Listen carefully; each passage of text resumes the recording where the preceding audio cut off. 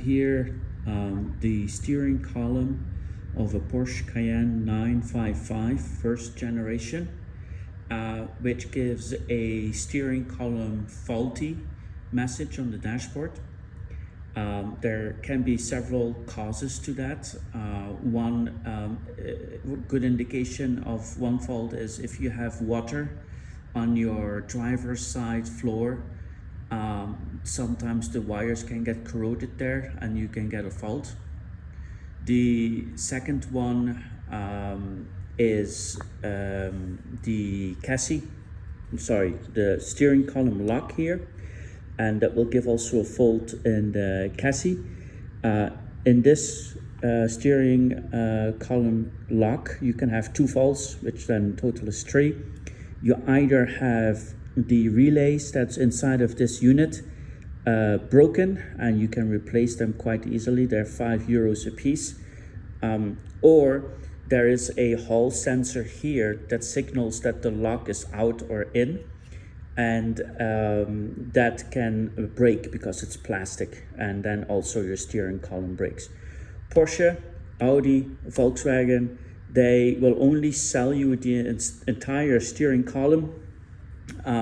They won't sell you this part separately, which is around 1,500, I think, euro, the cost of this.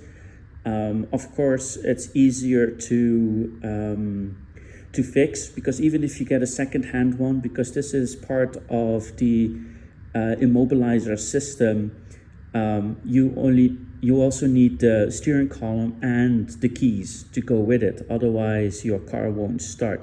You can obviously buy one spare and use it for the parts. Let's say you take the relays out, or you take the plastic lever out, but you can't use a second-hand one and put it in your car unless you take also with it the keys, or you buy one that is virgin.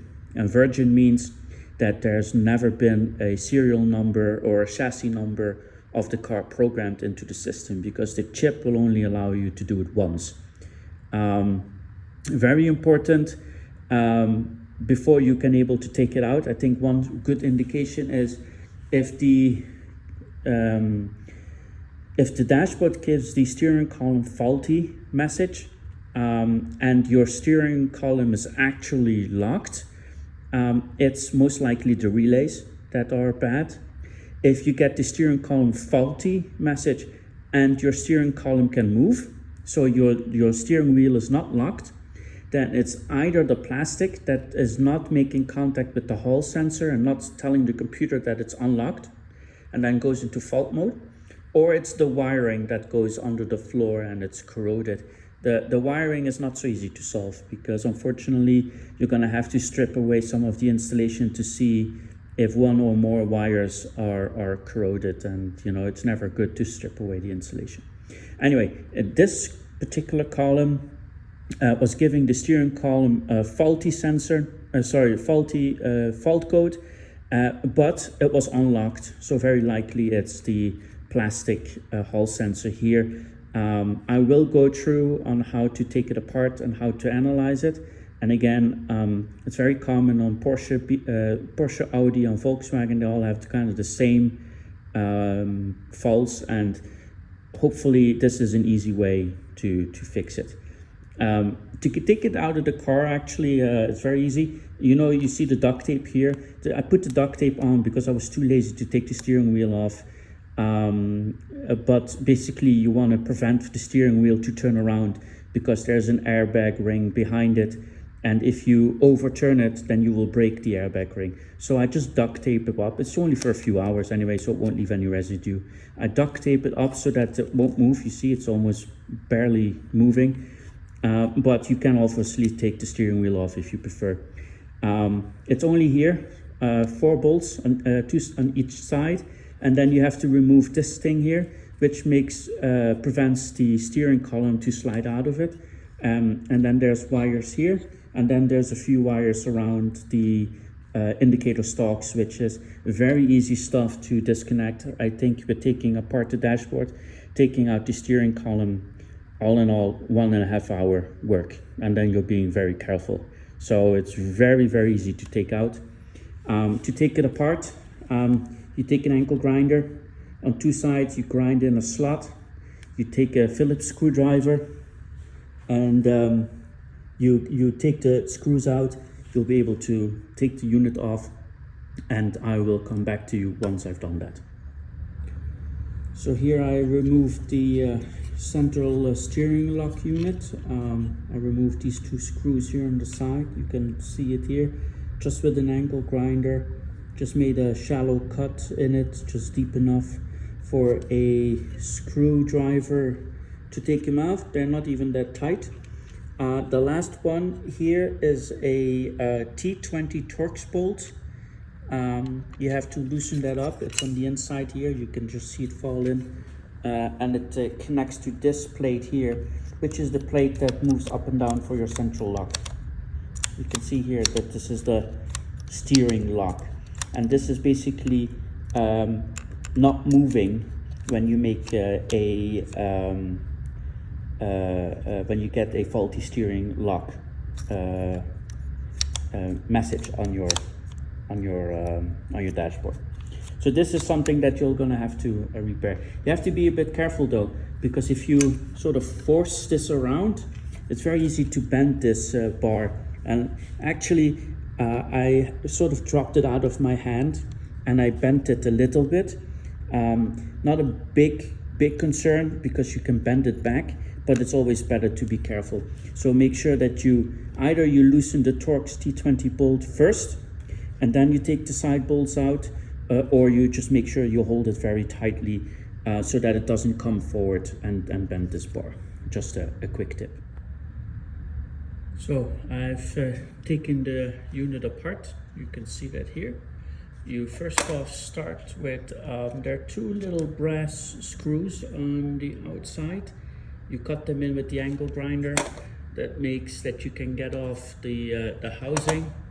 Then the unit itself has a cover on like this. They're small notches, you can see them here. They're bent inwards. So I just use a little screwdriver and then I punch them back. And that will allow me to sort of pry off the cover. And then you got the circuit board, which looks like this, inside, in a way, so like this, sorry. Really it's pulled down with two screws here. They're cross screws. You take them out and you just basically pry it out, and then you got your circuit board. Circuit board shows two relays and two connection pins. Those connection pins that go into here, because basically this is a motor here that makes this central lock go in and out. This little plastic thing that I was talking about that I thought was broken is actually not broken. Let me zoom in. This is the part. It has a magnet in it which has a polarity, so you have to make sure that it's the right side up. But this is actually perfect. It's not broken, but it goes through the side here, and it actually attaches to here. So if you want to open it and it's closed, which was in my case, I just basically took the power supply and put the power on the two pins, and if it goes in, you have to change the polarity so it goes out, and that allows you to very easily, let's say, let me take the screwdriver here and detach the pin like that and slide it out. Very easy work. Once it's out, you can pull it through from the other side, and most of these cases, when this thing breaks, you can just glue it back together. You put it back in there and all good. This was not the case, so I have to diagnose further. I have looked at the motor. The motor has a resistance, and I use a multimeter, standard multimeter. I took the leads out because I'm using the leads right here, but I measured the multimeter, which gives a 1.5 ohm resistance in case you don't have a power supply. Best case scenario, you do have a power supply, you just put 12 volts on it and you push out the power lock side, does two things. One, you know that the motor is working, that the slide is working, that there's not really a mechanical problem that is not allowing the slide to go out. And two, it helps you with detaching the Hall sensor, right? So that is really the case. As I said, it's not really the problem here because this Hall sensor is okay. I was really thinking that it's the Hall sensor because, like I say, the steering wheel was not locked. Another possibility is that the motor is not getting a power supply to push it out. I mean, mechanically it's okay. You can see I've pushed it out, put the power to it. Very likely that one of these relays is bad. But you know, it's a very easy board, even though it's made in the 2000s. It's not really complicated. So you can measure on the back side, you can measure the pins and just make sure that there is a conductivity on the relay, and I will show you a little bit later on how to measure that. But in case there is conductivity, that should really mean that the relay is okay. What is really the function of this relay? So basically this motor needs to get power one way to push it out, and then needs power the other way to push it back in. And these two relays, they basically do that. Let's say one relay is to push out, one relay is to push back. So it basically just switches polarity. And you can actually test the board by putting a lead on one of these two connectors and following it back to the relay. So you should be able to, if you put a lead on here, you should be able to trace it back to one of the leads on the relay to ensure that there is not a problem with the board itself. It's all very basic stuff, right? Here's the chip that holds the programming and the chassis number in. So, you know, you don't want to switch the central lock unit because there's something else stored in this. You can send this off and then they can virginize this and then you can reprogram it. You need expensive tools and whatnot. So it's best if you try and save this board and just make sure that there's no mechanical problems and that the relays are functioning. If all of that is okay, and there's not physically anything or electronically, mechanically anything wrong with this unit, and this is okay, then very likely I need to go back to the wiring, and there's something wrong with my wiring that goes up to this unit. But at least you'll be able to positively say it's not this thing. So okay, let's go further. So next step is to test the relays. There's a number on the relay. Sorry, it's wrong way around. It's V23086, model C1001. If you go on the internet and you type in that number and then you ask for datasheet or pinout, then it will tell you exactly how this relay operates. And I've just basically drawn out the relays on the other side so that you can see what I mean. But basically, if you go to the pinout, this is what it is. It's the graphical representation of the relay. You got 3 thick terminals, which is already a strong indication that these are terminals that carry current. Obviously, because you need to switch that heavy motor. And that's why you use a relay for in the first place. And then there are 2 smaller leads on either side. And if you look at the datasheet says that the relay, the coil of the relay, the coil resistance of the relay, which is to be found in every datasheet, has to be 254 ohms plus minus 10 ohms. So there's some tolerance in it. But basically, if you don't measure here any ohms, you know that this relay is broken, right? So at least the coil is broken. So it's 254. So if you look at the board here again, you can see the 3 thicker leads here. These are the current leads, and then you got the smaller one here and the smaller one here. If you take your multimeter and you put the 2 leads on this one, it should give you 254, which actually both of my relays give 254. So at least I know that the coil of these two are sufficient. They may not get power, which means that maybe this power transistor is bad, but we can also test. They may not get power to these leads, but at the very least, the relays itself is connected. So the next step is to check whether the normally closed, normally open switch, this is what actually is switching the current, if that is connected, or at least this is working. So the next step, what I did is I made sure that if you take the base and then the switch, that if I measure from here to here and from here to there, that one is closed and one is open, meaning if you put the multimeter on, one combination should beep, the other one shouldn't. I checked with both sides, that was all okay. Then what I did next is, because these relays switch polarity, I put a lead on this, and I made sure that I checked all 4 of them, and I should only have a connection to 2.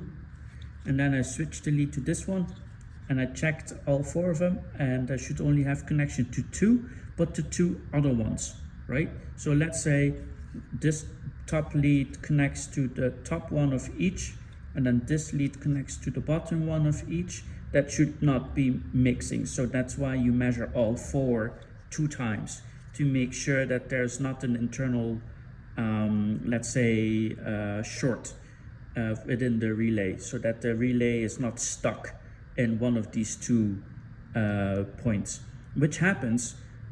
So you just have to check. Then I checked again with my power supply.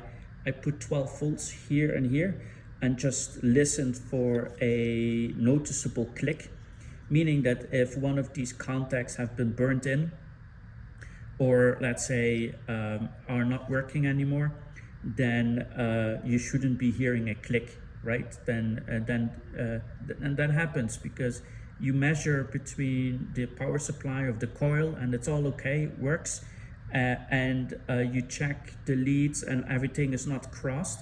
But then when you put power to a relay, then basically the switch is not switching, right? So everything checks out, but then the relay is still broken.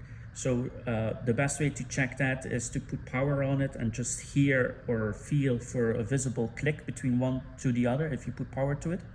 If you want to be extra sure, you can obviously measure without power which one should be, let's say this one and this one should be short. You put power to it, then this one and this one should be short, the bottom one, and not mixed. So you can basically test the relay completely while it's still on the board. And in my case, these relays are just functioning just fine. So I would say for this central locking unit, so far all okay. There could be obviously a power transistor fault, or there could be that the chip is fried. But when I do put in my diagnostic tool, I can reach this. And it seems to be okay. It's not giving me any big faults. So I'm gonna put it back together, and I think for tomorrow I will basically check the wiring in the car and check if the carpet is wet. But yeah, this is a way to at least eliminate the 2 faults that are associated with the central locking mechanism of the Porsche, the Audi, and the Volkswagen, of all of the same era. It's either that these relays are not working, or this little plastic thing with the 2 magnets in is broken, and that's why this lever is not moving back and forth anymore. So very, very, very basic stuff. If you're able to measure this and you find one of these relays faulty, it takes very basic soldering equipment to just heat up the joints, suck off the soldering, and just pry off the relay, And if you put this in number into Google, I think they're on eBay for like €5. So beats buying a €1,500 column. And then if you have to put it in at Porsche with their labor, because they have to program, because obviously it's virgin, it's going to be like €2,500. But if you do what I'm telling you here to do, and either your little plastic thing is broken or one of your relays is broken, you're going to be done for a little bit of effort on your side, and maybe like €20. So very, very basic stuff. You at one point, you don't really need to take off the column to do this. You can also just leave it in place, but you kind of have to lay on your back and look under the dashboard to take these screws out here in the side, and you have to take the Dremel. I'm just too lazy for that kind of stuff. It just breaks my back, and I'm not in the mood to lay upside down, dremeling out screws. So I think it takes just as much effort just to whip up or take off those wires, take out 4 screws, and basically slide out the steering axle, and ready you go. So it's not really a big deal. But yeah, if you don't want to take out the steering column, then this works just fine. Basically, here's the unit back together. You can see that I connected the little plastic thing again, which basically says this unit that the steering column lock is either out or in. And I basically, you can see it here, I just bent out these little notches. And if you do it careful enough, you can basically just tap this back in. You don't really need to, make these notches again, because it's just tight if you do it carefully. So basically this unit is ready to go back into the car. My maximum time, meaning from starting to grind the screws, take out, analyze the system, take the measurements, take the tests with the power supply, takes me about 30-35 minutes. It's not a big deal. So we know this thing is okay, mechanically for sure. Relay, so meaning the power adjustment is okay.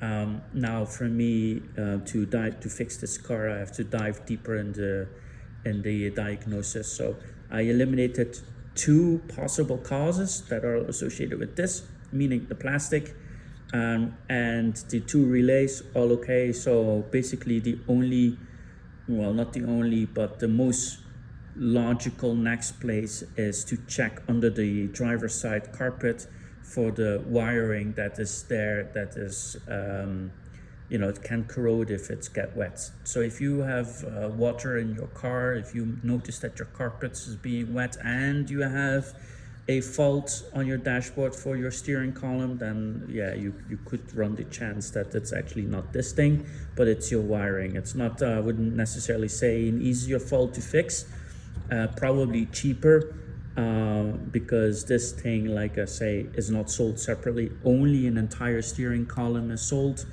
and then including the labor will run you about €2,000 to have it changed. So I hope this helped you. I'm sure a lot of sellers out there who will fix these things for you are pissed off at me right now, but I like to fix things. So and then I like to share my knowledge. If it helps you, it makes me happy, man. So I hope this can help you out in any way.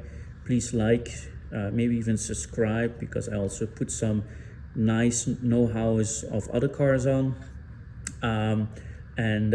Yeah, if you want, comment and ask me any questions. I usually try and respond as quickly as I can.